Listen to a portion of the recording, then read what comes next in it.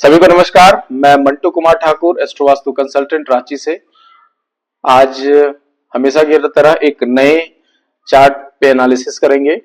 Problem जो है वो है हेल्थ की, जॉइंट पेन कह सकते हैं, और थोड़ी सी मनी की ब्लॉकेज आप कह सकते हैं, एक्स्ट्रा खर्चा। ठीक है, तो ये जो चार्ट है वो किसी क्लाइंट की नहीं है, ये हमारे टीचर की है।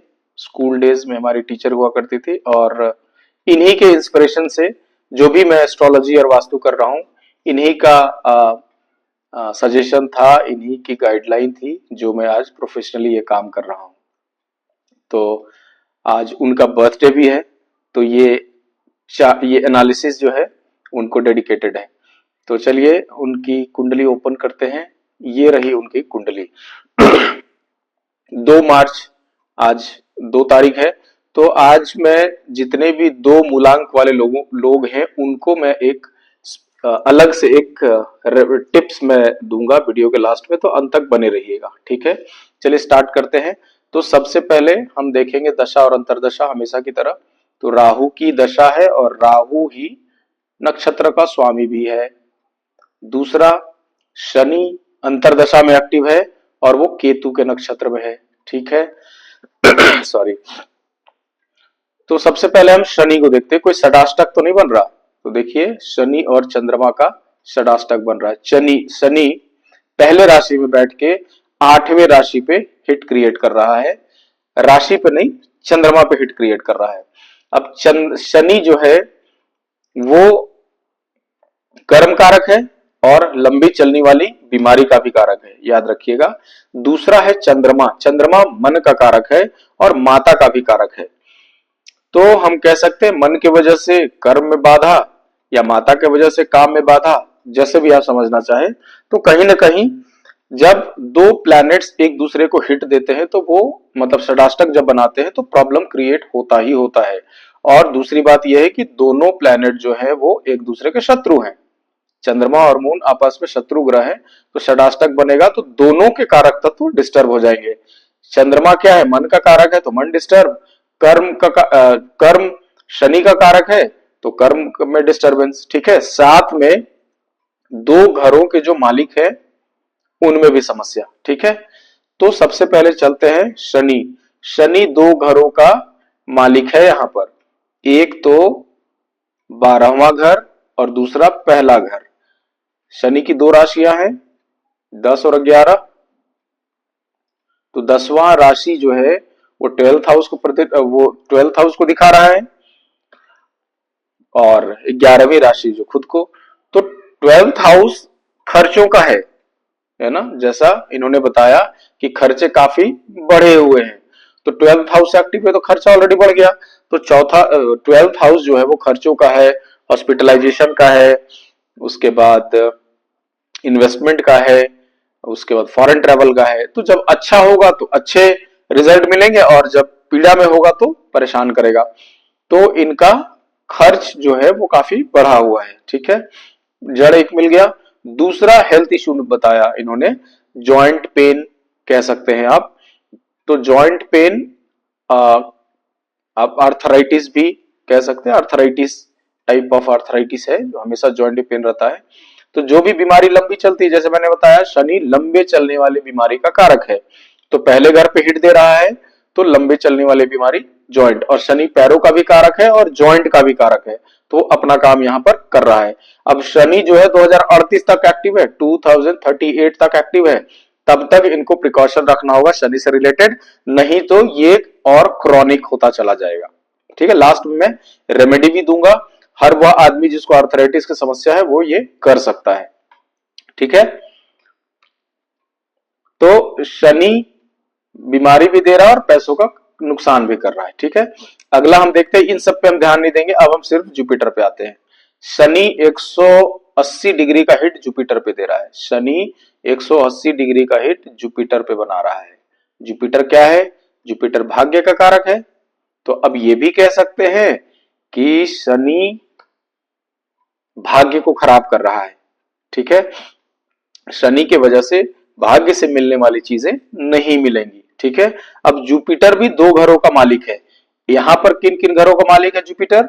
जुपिटर है एक तो 11वें घर का मालिक और दूसरा धन भाव का मालिक। पहला भाग्य भाव, ये मेरा हो गया, ये जो है मेरा भाग्य भाव और ये हो गया धन भाव। अब दोनों पे प्रॉब्लम आ गई। अगेन पैसा फिर से आ गया। यहाँ एक तो खर्चा हो रहा है, आपने देख लिया, और दूसरा घर, दूसरा क्या होता है कि पैसा जोड़ने का घर होता है, दूसरा घर कुटुंब का भी होता है, वाणी का भी होता है। तो जब पैसे कब जुड़ेंगे? जब सेकंड हाउस पॉजिटिवली काम करेगा तो पैसे जमा होंगे, और नेगेटिवली काम करेगा तो पैसे नहीं जमा होंगे। उसी तरह भाग्य भाव है जो मेरा 11th हाउस है, मतलब भाग्य भाव नहीं कहेंगे इसे, इसे इच्छा पूर्ति का घर कह सकते हैं आप, मतलब विश फुलफिलमेंट का के लिए जो हाउस रिस्पॉन्सिबल है वो 11th हाउस है। तो 11th हाउस पे 9th राशि बैठी है, तो मतलब जो भी हम विश करेंगे कि हमें ऐसा चाहिए या ऐसा होना चाहिए या हमें ये करना है, वो काम नहीं करने देगा ये, ठीक है। वो काम नहीं होगा या बहुत डिले होगा। डिले क्यों होगा? क्योंकि शनि जुपिटर पे हिट बना रहा है, भाग्य से मिलने वाली चीजें डिलेड हो जाएंगी, ठीक है। तो हमने क्या क्या देखा? हमने देखा कि दो घर यहां पर डिस्टर्ब हो गए जुपिटर की वजह से, और शनि की वजह से ये दो घर डिस्टर्ब हो गए, ये वाला घर और ये वाला घर, ठीक है। और षडाष्टक जो है चंद्रमा, और अब चंद्रमा भी तो डिस्टर्ब हो रहा है कहीं। अब हम देखें चंद्रमा क्या कर रहा है। चंद्रमा चौथे घर का मालिक है, समझिएगा।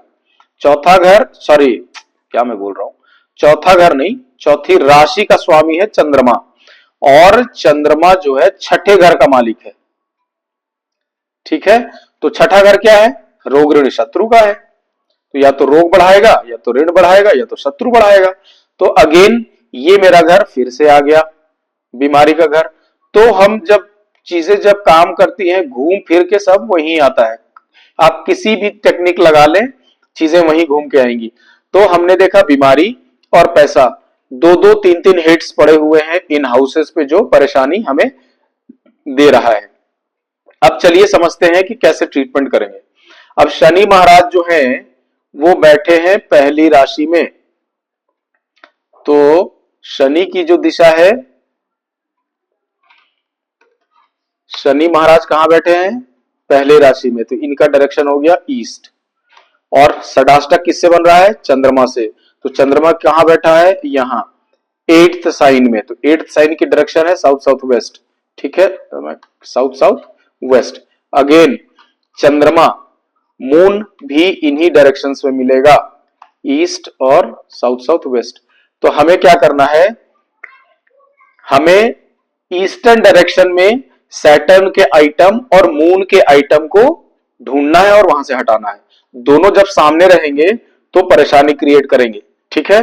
तो शनि का आइटम क्या हो गया? एंटिक सामान, लोहा, लंकड़, कबाड़, स्टोरेज, ठीक है। काला रंग, चाचा की फोटो, काला तिल, ये सारी चीजें शनि की है। और चंद्रमा की चीजें हैं पानी, या फिर गंगा जल, या फिर दूध, या माता की फोटो, सफेद रंग। तो सफेद और काला दोनों नहीं आना चाहिए। कहां पर? ईस्ट में और साउथ साउथ वेस्ट में, ठीक है।